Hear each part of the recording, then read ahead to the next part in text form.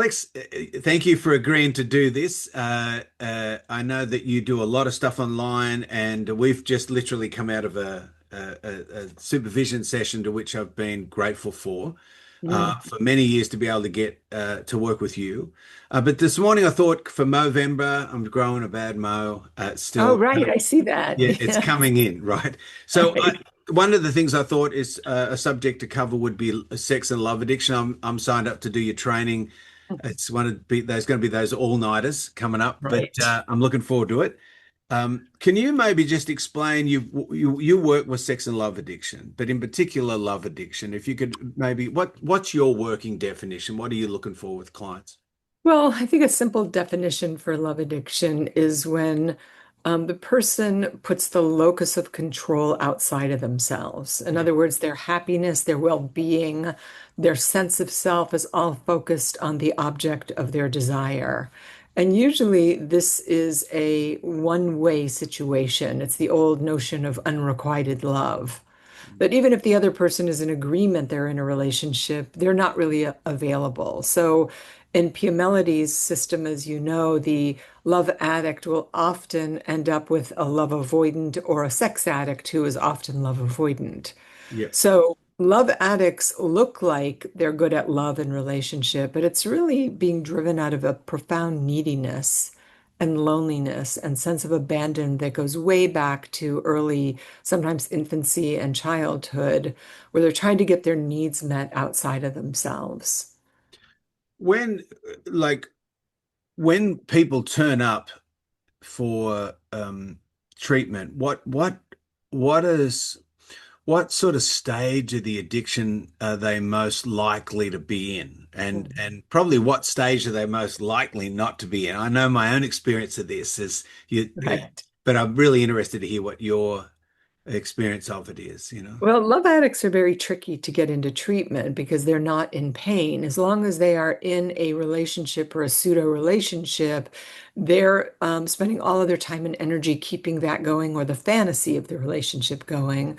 So, really, when people are in between relationships, or the relationship they're in just there was a big fight or it's broken up, at least for the moment, before they try to get back together again, it's in that crack where people will come into treatment and where you can really get some traction to talk about the feelings that they're having right now, why obsession is so powerful in those moments, and how they'll do everything to not be quiet and sit alone and deal with their loneliness and their other painful feelings. So it's usually when people have some kind of big event in their lives or a lot of unmanageability, or they wake up and they're, I don't know, 35, 38, 40 years old and they can't put a relationship together. Yeah. And it's painful. It's really painful for people and they want to do something different, but they don't know how. I, I remember reading stuff online, like Pia's book on facing love addiction, and how people that have it or relate to it can find that information really helpful, but yet uh, there was also a lot of people really detracting from it, right? I was amazed at how bad some people spoke about how crazy, Yeah. like love, you cannot be addicted to love and it's crazy. And people really nearly attacked the idea. But Yeah. when someone's in that pain, you can see um, how much they identify with that information, right? I sure do. Yeah. Yeah, and the rescue that comes. Uh, can you talk a little bit about what what happens when that cycle nearly activate? They get out of the pain, and maybe that locus of control goes outside of them again. How Mhm. quick can you lose love addicts from counseling when once they fall back into it again? Pretty quickly, actually. Yeah, That's why it's sort of a surgical process where you've got to get people into treatment and get them to stay there. And that's why a program like Sex and Love Addicts Anonymous is so important. yeah, So they start to get their needs met from people in program and hopefully same-sex people that they can trust, yeah. that's really going to confront them on their neediness. And how they're really a bottomless pit and nobody's going to fill that up. Yeah. ultimately, except for you. No one can fill you up but you. And so the processes of self-love, of really also looking closely at what they didn't get in childhood. Pia Melody talks about abandonment, and then if you're Yes. abandoned by the opposite sex parent, you're going to be love addicted to that gender. Um, and so with women, we really see women's abandonment by their father driving them towards men, Yeah. and they confuse sex with love, and they'll just do anything to have a man want them. Yeah. And they live in the fantasy of being wanted, not in the actuality of what's going on. Would you say it turns up different for men and women? Like would a male love addict or a female love addict, would they have the same, would there be similarities, differences? What? Yes, I think similarly, if a male is abandoned by his mother, then he's going to have a lot of fantasy towards women, being rescued by women, being loved by women. But if the male is enmeshed with his mother, if she's used him to get her emotional needs met, he's going to be more love avoidant. Yeah. I mean, of course, we're talking about heterosexual people here, but Yeah.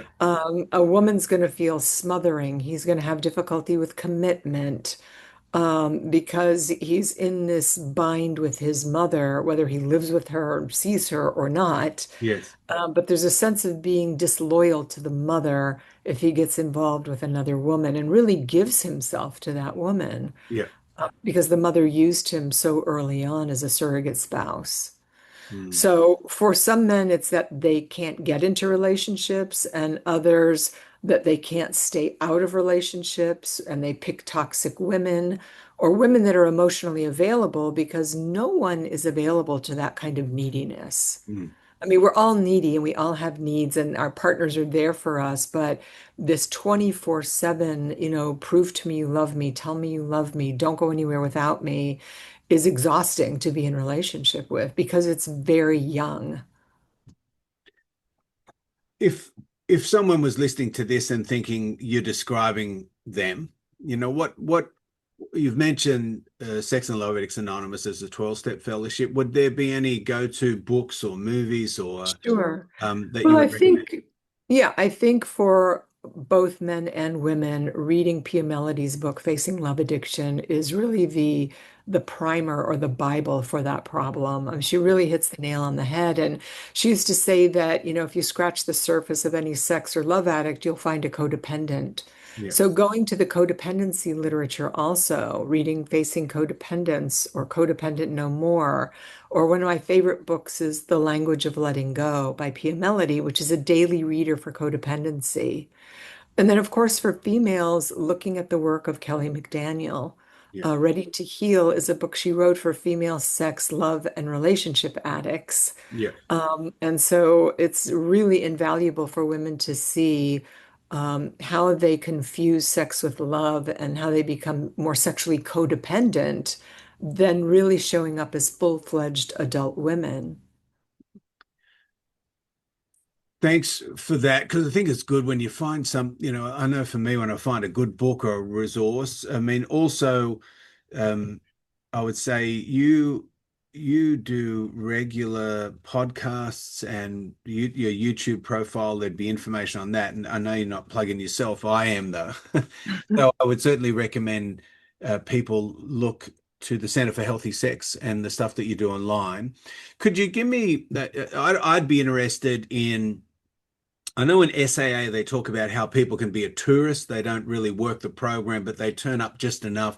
If you could give a life hack to someone and say, look, if you're going to approach SLA, Mhm. what would you, from your experience, tell someone that would help them get the best traction that they can as soon as possible? Like because Yeah, what have you learned by watching people? What are the mistakes, the most common mistakes people make joining sure. a 12 step? Well, I think you have to really be willing and you have to really want to change. And that's the question people have to ask themselves. If you're going to do this It's all this language is in the program about half measures availing us nothing. Yeah. You've got to be willing to put down whatever your addiction is, drugs, alcohol, sex, love, gambling, shopping, and Yeah. say, I'm just going to clear the decks and put that aside. And I'm going to follow the recommendations of the people in the program, my sponsor, my therapist, and I'm going to commit to a year. I'm Yeah. going to give this my all for one solid year and make the experiment because whatever Yeah. your drug of choice is, it's always there. It's waiting for you. It's not going anywhere. So you can always go back to it. So make the full commitment to yourself. Believe in yourself. Start to turn all of your love, attention, energy, money towards you. And that will take people the distance. And I think people that have success in recovery say that they build a fortress of recovery around themselves.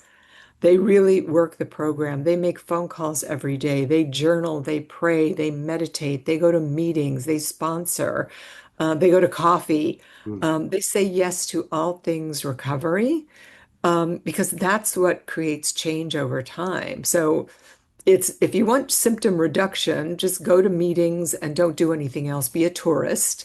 But Yeah. if you want long-term growth and change, then you really have to do all of the work. And Mm. it's not rocket science. It's simple, but it's not easy. Yeah. But anybody can do it. And with 12-step programs, especially, they're free and they're all over the world. And Mm. now they're on Zoom as Yeah. well.